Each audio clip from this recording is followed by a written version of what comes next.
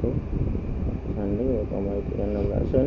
Okey, hari ni kita nak buat konten-konten hantar naikkan batu, angkat batu, dekat batu, perasan ini dan banyak singan. Nanti kita sikat zas. Okey, ni saya punya konco saya buat air banyu Milo Ice. Sini ada lowongan kerja enggak? Enggak ada, masih banyak di sini. Ya. Abang mau kerja ke mana nih? Mau kerja apa ni? Apa? Renovasi rumah. Oh, renovasi rumah. Di Kampung Air Manis. Taman Manis? Air Manis. Air Manis. Nanti subscribe YouTube channel saya, Adi Production. Apa nama? Adi Production. Semua tanya dulu. Nah, ini apa namanya gitu. Semua orang dapur. Nih, bikin YouTube. Adi Production. Subscriber.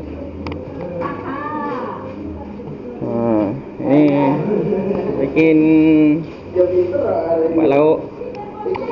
Jangan lupa like, komen, subscribe Adi Production.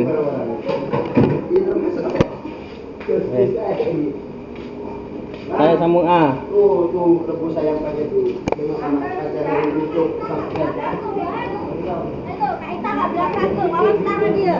Ni. Sana tu kat dapur tu, Kak Ita. Bikin YouTube channel. Kak Ita kotak dah. Adi Production.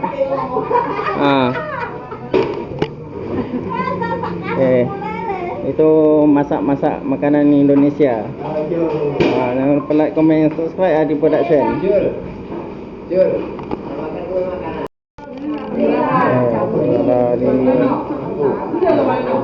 Dikunyum. Malihan. Sengakan ya. Sengakan. Jangan lupa like, komen, subscribe. Ini berana. Pak di baju rumah kat sana. Kampung Beki lah, Baista. Kita sekarang tengah on the way. Kita tolong review baju dulu. Main manis. Tolong baju kemasan. Ini udah settle baru koi. Pernah komen subscribe Adi Production 1. Kayak besi kan? Satu batang dia. Itu dari video konten kami, dari Adi Production 1. Tolong subscribe channel.